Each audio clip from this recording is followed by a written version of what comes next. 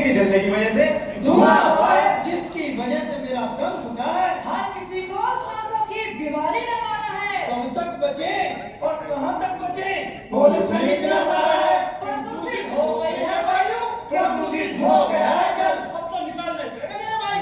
इस समस्या का हल नमस्कार जैसे हाथ रखेगा प्रेरणा आप सभी का कैसे हार्दिक रखेगा स्वागत करती है। हमारी कंपनी में बनने वाला प्रोडक्ट है शुरू में वैसे ओआरपीएम आईआरपीएम। हमारी कंपनी के बहुमूल्य कस्टमर्स हैं। मारुति सुजुकी होंडा एमजी और की का परिचय इस प्रकार से हमारे लिए coordinator mister Mukesh Kumar, facilitator mister Manoj Sharma, master team Supaul Singh, मैं मेंबर अजय गुप्ता, मैं विनीत कुमार, मैं सतवीर जी। अंकित शर्मा, हम सबका वर्किंग एरिया असेंबली लाइन। सो फ्लोर पर आ रही सभी समस्याओं को सूचीबद्ध किया और इन्हें ब्रेनस्टॉर्मिंग के माध्यम से ए, बी, सी कैटेगरी में बांट दिया, जिसमें ए में 36, बी में 9, सी में 1 समस्या निकल आई। so our team decided to work on A category problem. इसके बाद हमने ए टाइप की सभी समस्याओं को कैटेगराइज करके जब कैट का चार्ट बनाया तो हमने पाया कि चिमनी और आर्गन की लाइन पर इलेक्ट्रिक फंक्शन काम ना करने के कारण हमारा पीपीएम सर्वाधिकार था। इसलिए हमारी टीम ने इस समस्या का चयन किया। हमारे प्रोजेक्ट की थीम क्या है? जिमनी वार्ड में आ रहे इलेक्ट्रिक फंक्शन दौड़ भट्टी की समस्या को 22 सितंबर 2025 तक जड़ से समाप्त करना। जी हाँ, यह हमारी टीम ने ध्यान से देख लिया। जो हमारा इंडस्ट्रियल प्रीमियम 4337 आ रहा है, उसे हम 0 प्रीमियम पर लेकर आएंगे, क्योंकि हमारी कंपनी का मूल मंत्र है zero defect, zero tolerance. PDCA का लक्ष्य हमने बनाया activity plan.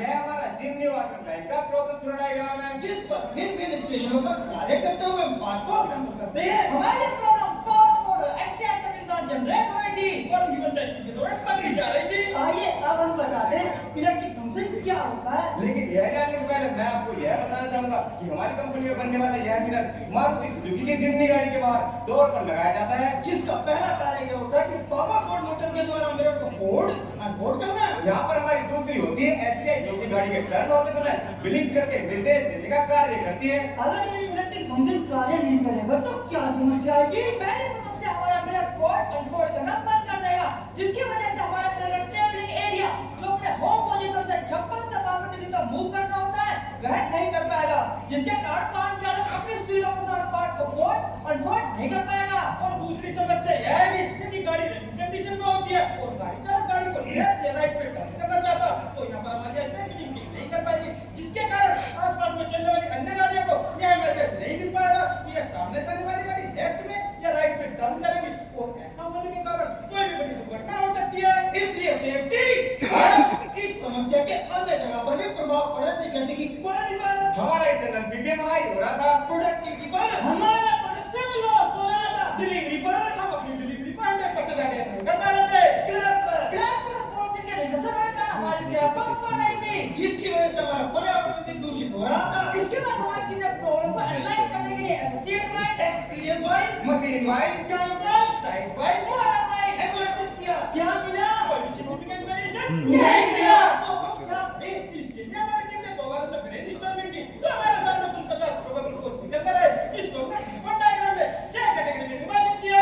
Man, machine, design, material, method, environment. और साथ ही हमारी टीम ने यह निश्चय किया कि इन सबका कोऑर्डिनेशन भी करेंगे। इतने सारे कारण कैसे करेंगे इनका निवारण? इसके निवारण के लिए हमारी टीम ने सीएफटी टेक्नोलॉजी के साथ मिलकर रैंकिंग मेथड का प्रयोग करते हुए रैंकिंग करी तो हमारे सामने 12 प्रोटोकॉल निकल के आए। अब हम करेंगे यह वैलिडेशन। मैंने मेथड द्वारा आने वाले सभी संपर्क कारणों को चेक किया, वह उस पर सभी ओके मिले।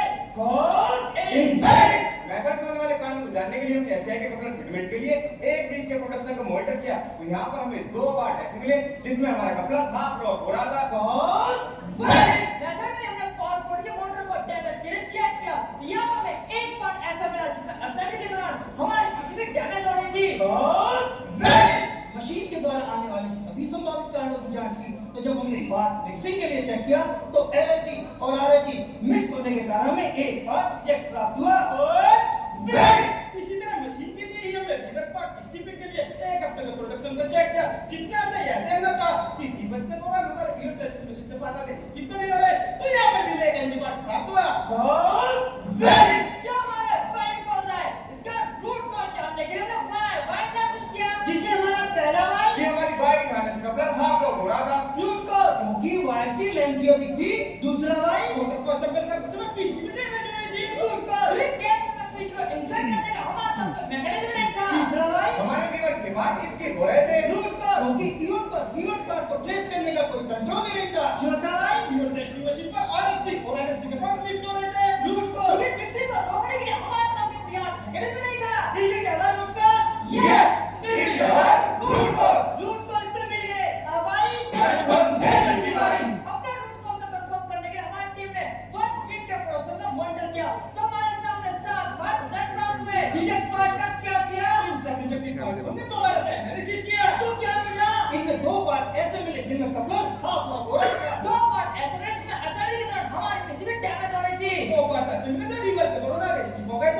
पार्ट ऐसा मिला जिसमें LHD और RHD वेरिएंट आपस में मिक्स हो रहे थे। इस प्रकार से हमारे सभी रूट कंफर्म हुए।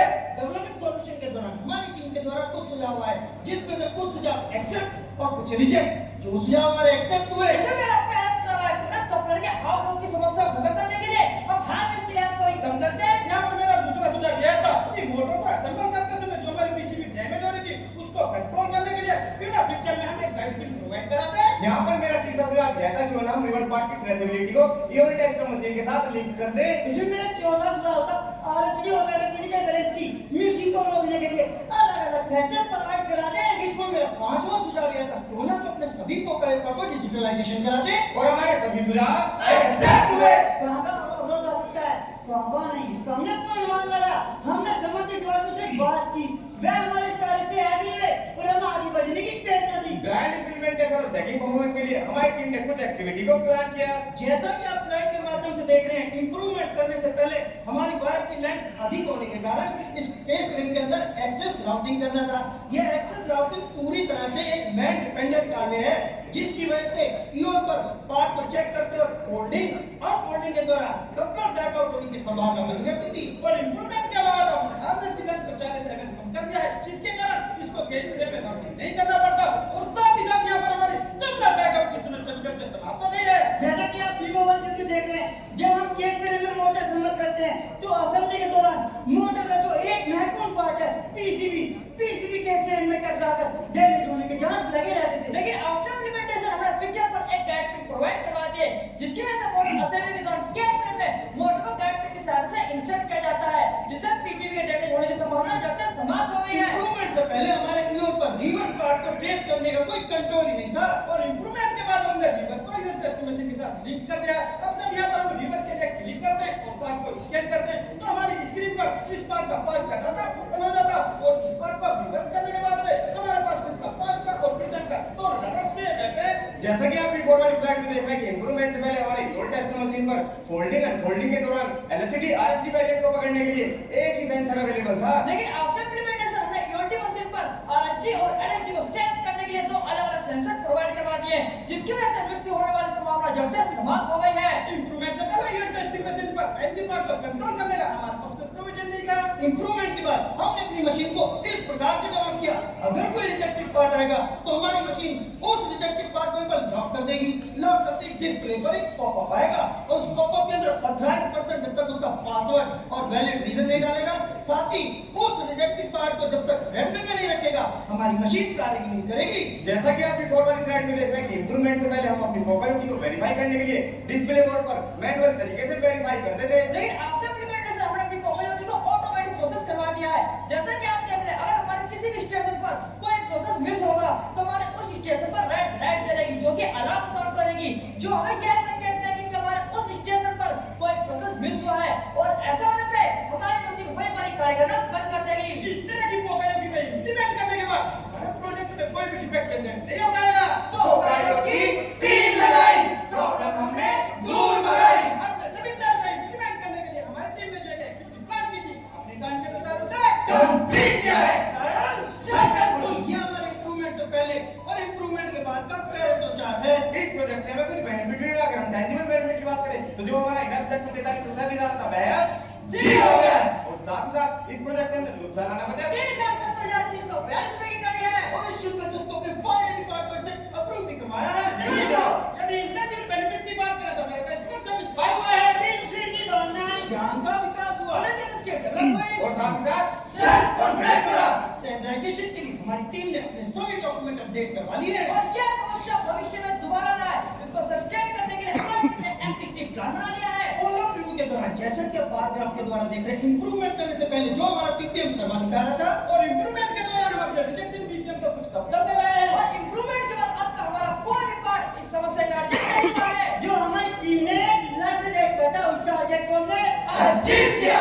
Yes, we have done it. ये हमारा एक्टिविटी वर्सेस जो प्लान है, हम यहाँ एक जगह डिले हुए पर लेकिन निश्चित समय पर अपना कार्य समाप्त कर लिया है। इस प्रोजेक्ट को करते हुए हमारे प्रोजेक्ट का हॉरिजॉन्टल डिप्लॉयमेंट ऐसे मार दूसरा के साथ साथ पूरे ट्रांसफर करवा लिया है। इस प्रोजेक्ट में जो हमने टूल और टेक्निक यूज किए हैं इस प्रकार है। और साथ ही साथ इस प्रोजेक्ट को करते हुए हमारे कंपनी द्वारा जो एक संकल्प लिया गया था कि 2040 तक कार्बन एमिशन को 0 तक लेके आना है, उसी को हमारी टीम ने अपने इस प्रोजेक्ट से रिजेक्शन को जीरो करते हुए प्रति वर्ष 3515 केजी CO2 एमिशन को कम करके 21 मिलियन ट्री को सेव किया है। इस प्रोजेक्ट को पूरा करते हुए हमारी टीम ने अपने एनवायरनमेंट को सुरक्षित बनाए रखने के लिए एक छोटी सी पहल की है। दोस्तों, ये हमारी या तुम्हारी नहीं, हम सबकी जिम्मेदारी है। हमारा कट प्रोजेक्ट है 108 में इंप्रेशन मार्क प्रोजेक्ट से समाप्त करना। अब